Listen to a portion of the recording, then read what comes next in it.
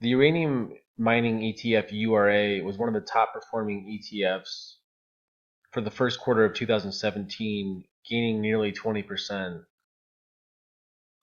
Over the last 2 months, URA has been in a pullback back towards the 30-week moving average.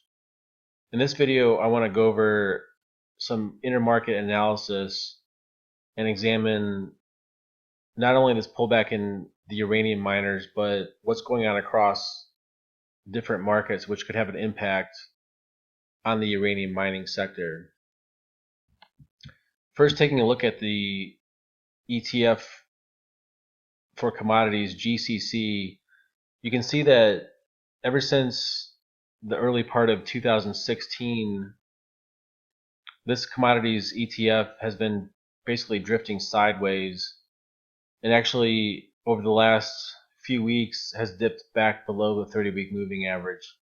And this is really a good example of how commodities as a sector have been underperforming in the markets for pretty much all of 2017, except for uranium.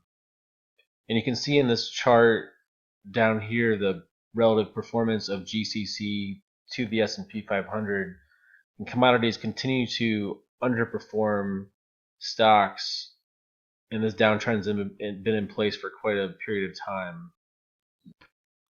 Taking a look at the agriculture ETF DBA, we can see that after a failed breakout in 2016, DBA continued to trend below the 30-week moving average ever since, and had a minor failed rally to start 2017 and has been declining ever since. And DBA actually looks like it could be set to make new lower lows as it's starting to violate the 19.6 level that was established as support 2 different times in 2016.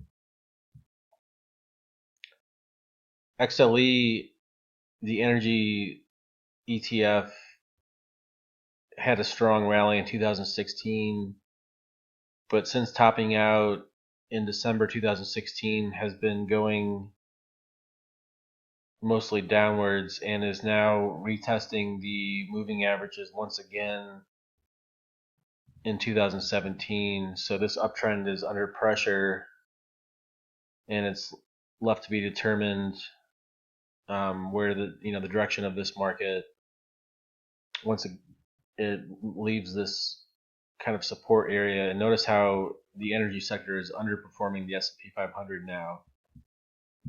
Gold is an interesting sector because it had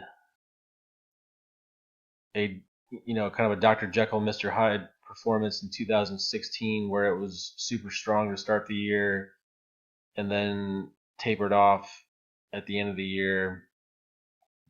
And then after forming a bottom late last year, it has been kind of rallying ever since, but what it's running into is resistance from 2 big downward moves in 2016, one of them occurring on the week of the election. And it seems like the gold market's having trouble overcoming that resistance with a failed move higher back in February, and once again it's kind of retesting that level again. Overall, it's kind of in a stage 1 basing pattern again, and it's left to be determined where this market's going to move to. Notice that it's still underperforming the S&P 500, but kind of flattened out right now, and there hasn't been a big pickup in volume, which is what you typically see when a market starts to break out. Now, even though commodities have been weak this year, the US dollar has actually been pulling back for most of the year so far and is trying to find support at the moving averages and reestablish its longer term uptrend. So this is a key market to follow, because if this market does happen to break down, it should have a big impact on the direction of the commodities markets, and vice versa. If it starts to rally from here, we could see continued pressure on commodities.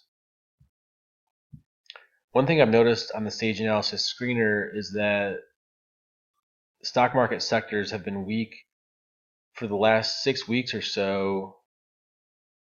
On the health page on the stage analysis screener, I have a listing at the top of the number of sectors that are strengthening or weakening, and we've seen a lower number on the strengthening side for over 6 weeks now.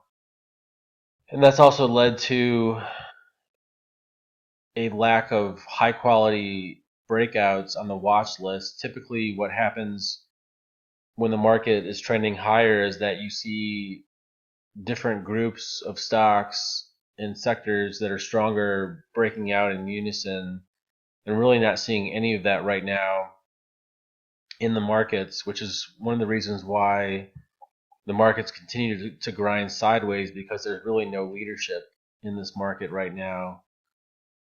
And really the market's kind of looking for direction. You can see this chart of the Russell 2000 ETF, how it's been going mostly sideways this year with some stronger selling in recent weeks.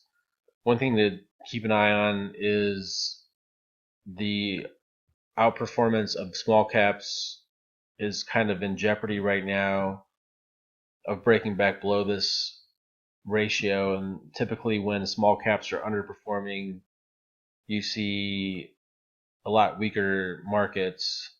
So that could be another sign that the market's continuing to break down and maybe looking for a lower low before reestablishing the uptrend.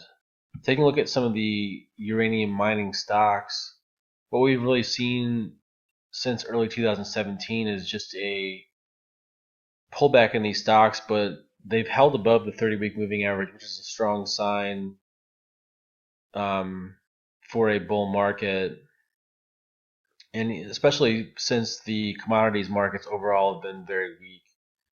So uranium miners are trying to overcome pressure from the commodities sector and kind of maintain their new uptrend. And you can see how the volume on CCJ has tapered off over the last month and a half. We've done below average volume, where earlier this year, the volume was explosive in CCJ. Taking a look at DNN, same type of thing, where we had explosive volume early this year, and then volume tapered off with extremely low volume over the last couple of weeks. And the same thing with UEC, where strong volume earlier in the year tapered off, and then very low volume over recent weeks.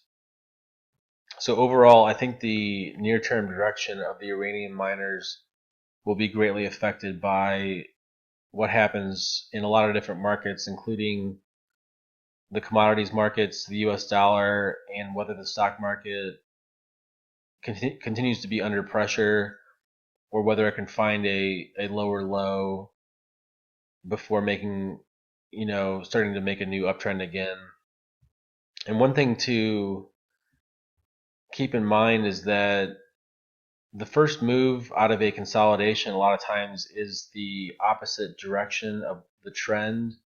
And the reason this happens is that once the market clears a level that sucks buyers back in, a lot of times it can finally make a bottom and then proceed to reinvigorate the uptrend. So a lot of times what happens is when a market finally makes a bottom is you get a false move, and potentially on big volume as people finally get forced out, and then buyers come in to push the market higher. So I wouldn't be surprised at all to see the uranium miners actually make a final exhaustion low before they start pushing higher again, especially if the stock market continues to be under pressure and we see more selling in the markets. The uranium miners could definitely follow suit.